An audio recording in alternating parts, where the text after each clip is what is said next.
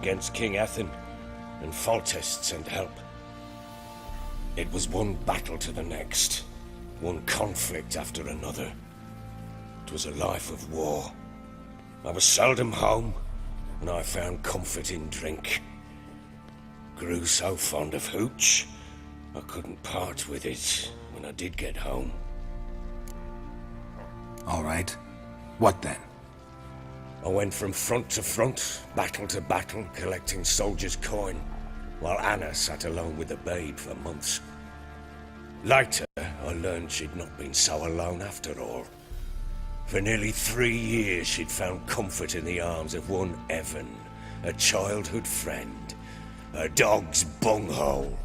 Understand, damn it?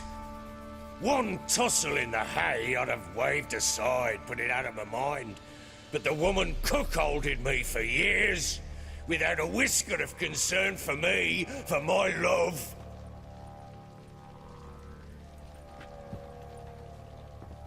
How'd you find out? Came home one day and Anna was gone. Her things too. Found a letter. She wrote that she didn't love me. That she'd left me for that knob licker and taken Tamara with her. Felt like I'd been rammed in the arse by a horse. I went to find the bugger, to get the girls back, bring them home. Yet soon as I saw him, something turned inside me, something dark. I slaughtered the shit-eating twat and fed his carcass to the dogs. Imagine Anna wasn't exactly pleased. Ha! Bloody understatement if I've ever heard one.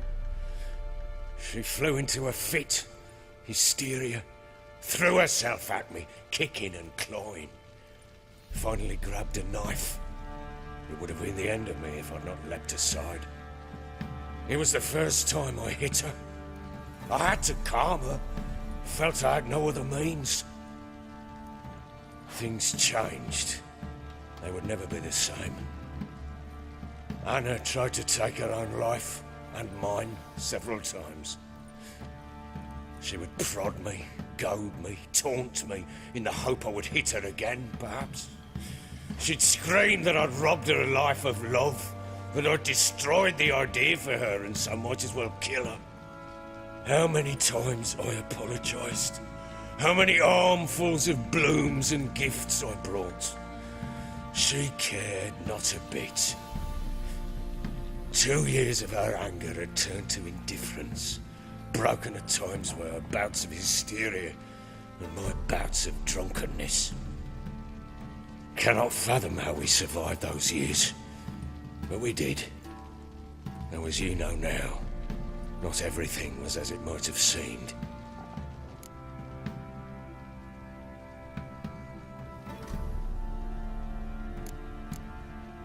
You're right. Faults on both sides, yours and hers. I'm content that you finally see that. Very well then. If you won't bring Anna home, you might at least tell me how she landed in that blasted swamp. She made a pact with the crones and... well, I think she might have lost her mind. A pact? What the bloody hell? She was with child, a child she didn't want to bear.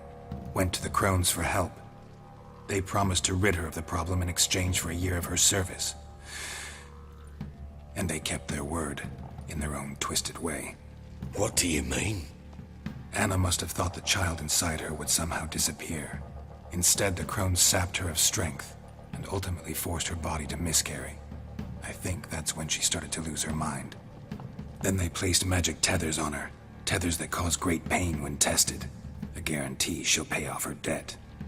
A pact with witches? Bloody nightmare, sounds like some jest. We must get her out. We can't leave her there.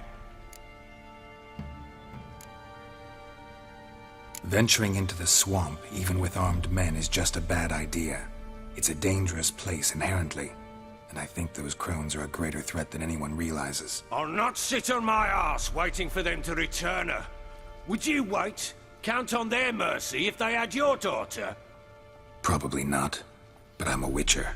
And I'm a husband and a father who's fucked up his life and the lives of his loved ones. I'll gather my men, go there and retrieve Anna. We had a deal. I've done my part. Your turn to do yours. A word once given. Now, what did I last... Basilisk. It had just attacked you.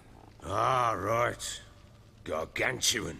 One solid brute.